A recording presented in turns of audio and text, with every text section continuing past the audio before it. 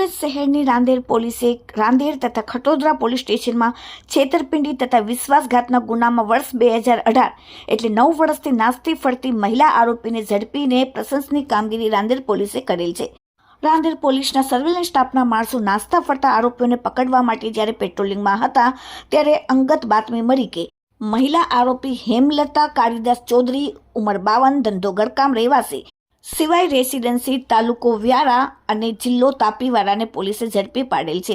આ ગુનાની હકીકત એવી છે કે હાલ પકડાયેલ મહિલા આરોપી વર્ષ 2018માં સુરત શહેરમાં મુખ્યમંત્રી આવાસ યોજના હેઠળ ફ્લેટ આપવાના બહાને ફરિયાદી પાસેથી ₹4,45,000 મેળવીને જય સોમનાથ એન્ટરપ્રાઇઝ નામની ખોટી રસીદો આપી ફ્લેટનો કબજો સોંપ્યા અંગેનો ખોટો પોઝેશન લેટર આપીને ફરિયાદી તથા સાહિદો પાસેથી ₹17,24,000ની રકમ મેળવીને કુલ ₹21,69,000ની છેતરપિંડી અને વિશ્વાસઘાત કરીને નાસી ગયેલ હતી અને મહિલા આરોપી વર્ષ 2018થી નાસ્તી ફરતી હતી।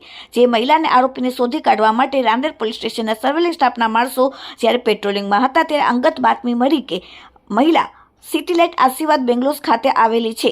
જે બાતમીવાળી જગ્યાએ તાત્કાલિક રાંદેર પોલીસે છાપો મારીને મહિલા આરોપીને ઝડપીને તેમની વિરુદ્ધ કાયદેસરની કાર્યવાહી કરેલ અને રાંદેર પોલીસે રાંદેર અને ખોટોદરાના 2 ગુના ડિટેક્ટ કર્યા। Bureau report daily India TV Surat.